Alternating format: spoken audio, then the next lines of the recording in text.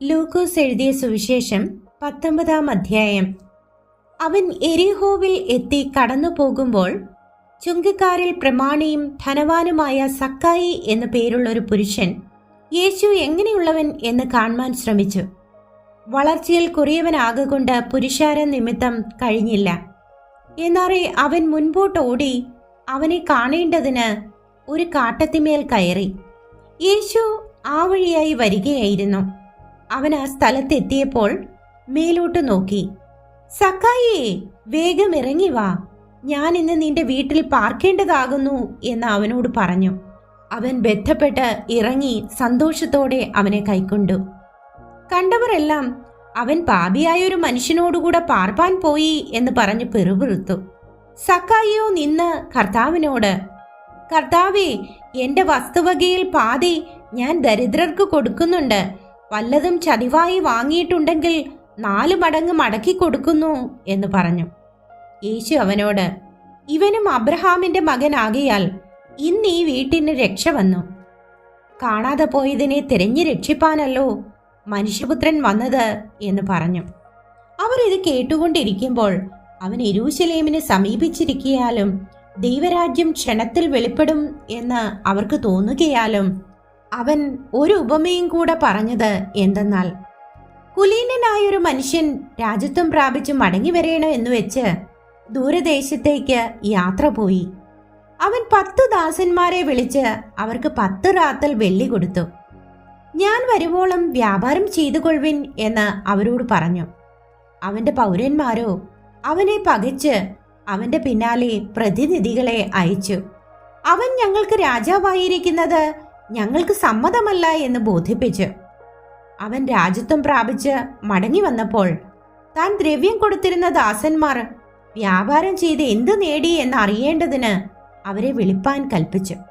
1-ാമത്തവൻ അടുത്തു വന്നു. കർത്താവേ, നീ തന്ന റാത്തൽ കൊണ്ട് 10 റാത്തൽ സമ്പാദിച്ചിരിക്കുന്നു എന്ന് പറഞ്ഞു.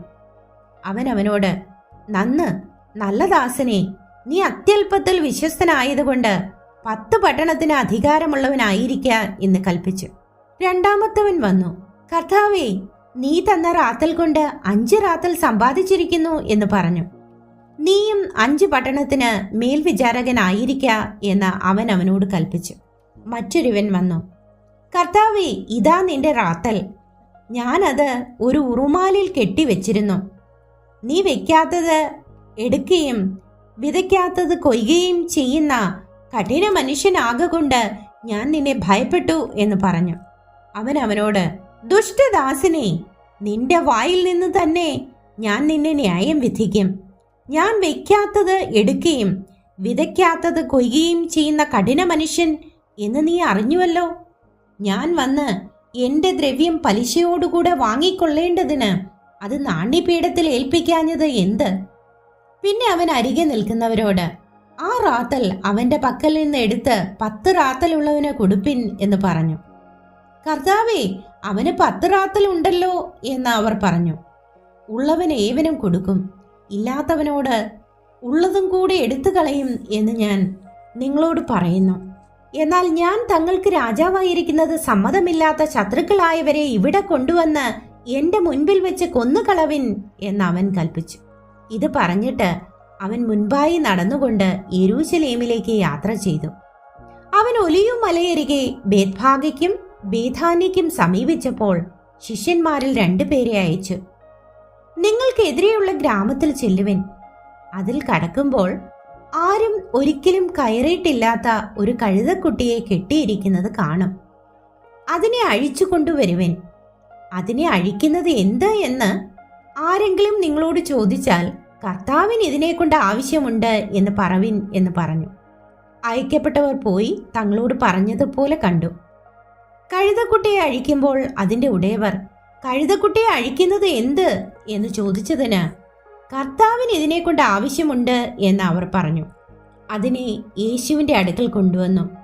തങ്ങളുടെ വസ്ത്രം കഴുതക്കുട്ടിമേൽ ഇട്ട് യേശുവിനെ കയറ്റി. അവൻ പോകുമ്പോൾ അവർ തങ്ങളുടെ വസ്ത്രം വഴിയിൽ വിരിച്ചു.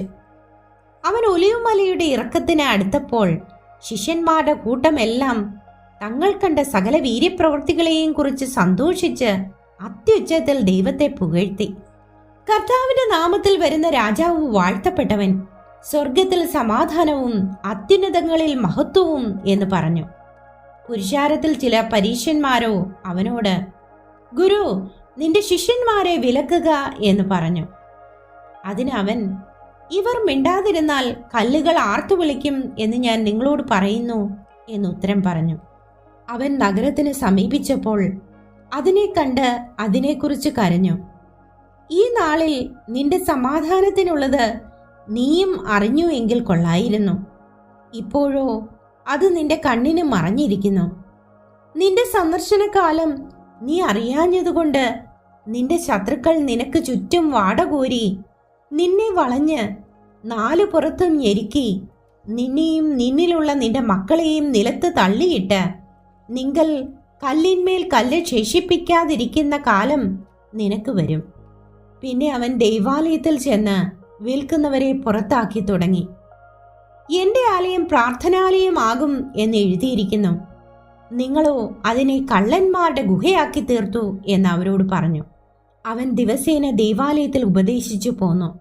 എന്നാൽ മഹാപുരോഹിതന്മാരും ശാസ്ത്രിമാരും ജനത്തിൽ പ്രധാനികളായവരും അവനെ നശിപ്പിപ്പാൻ തക്കം നോക്കി. എങ്കിലും ജനമെല്ലാം അവന്റെ വചനം കേട്ട് രഞ്ജിച്ചിരിക്കയാൽ എന്തു ചെയ്യേണ്ടു എന്ന് അവർ അറിഞ്ഞില്ല.